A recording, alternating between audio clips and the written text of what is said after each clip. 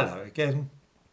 I could not help chuckling when I heard Grant Shapps, the Transport Secretary, solemnly assure television viewers that there was not a fuel shortage.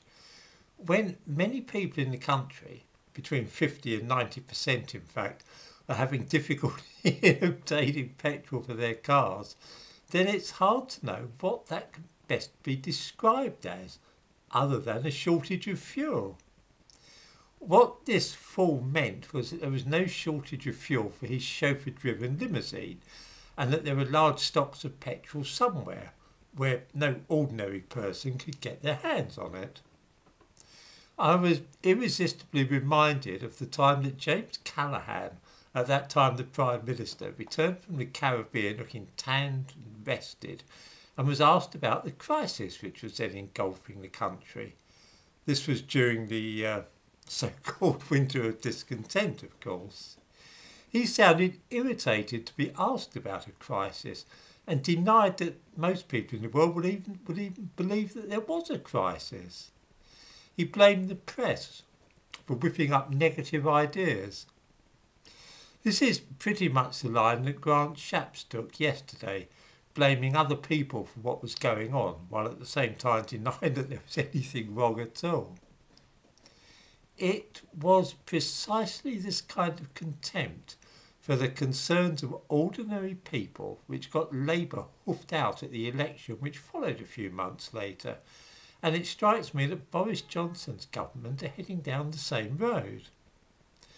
Not being able to get fuel for one's vehicle can range from being a bit of a nuisance to jeopardising a person's entire livelihood, a position in which millions of people in Britain found themselves over the weekend. To go on the television as the Transport Secretary did yesterday morning and deny that there was any problem with the supply of fuel is utterly infuriating. This is the present government all over, though. They've lost touch entirely with what is happening in the lives of the average person in Britain. When the schools were closed down, a huge number of people were unable to carry on working, but this didn't seem to occur to anybody in the cabinet when they were making decisions about such things. That's because, of course, they can afford au pairs, childminders and all sorts of other things. One suspects strongly that if Grant Shapps or another member of the government needs to see a doctor, then there'll be no difficulty in his doing so. I doubt that like us, these cabinet ministers will have to ring up first thing in the morning and then wait in a telephone queue for an hour or so before being offered a remote consultation later that day. In the same way, the increases in gas or electricity bills aren't going to affect well-paid MPs and government ministers in the same way that they do us. Now, I'm not poor, but neither am I very well off, and if my gas bill goes up by a couple of $100 a year, that makes a difference to me.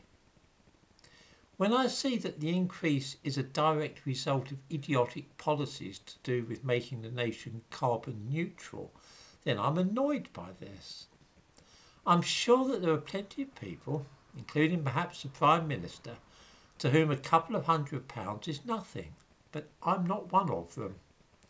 For some old people, as the winter draws on, this could mean that they refuse to turn on the heating because they're frightened of not being able to pay the bill, and inevitably some of them will die of hypothermia as a consequence. It seems to me that people have been so busy focusing on the COVID-19 pandemic that everything else has just been ignored, and that now a whole host of problems are coming to a head all at once. This might not be so bad if those in charge of the country were able to understand how awful things are becoming for so many people, but I don't at all get the impression that they see it. Boris Johnson is so busy posing as an international statesman, having himself photographed next to a bust of his hero Winston Churchill and so on, that he doesn't appear to have time to look at the situation in Britain. When the average citizen cannot get to see a doctor in person or find petrol for his car, then clearly things are going wrong somehow. As I said earlier, this was precisely the impression that Callaghan gave in 1979, that there was nothing wrong and it was all the fault of newspapers for creating unnecessary alarm. The similarities to the situation in the 1970s are growing stronger by the day. Hands up everybody who can remember garages running out of petrol at that time. The way that the energy policy in this country is going, with the dependence on windmills, it surely cannot be long before we see the first power cuts.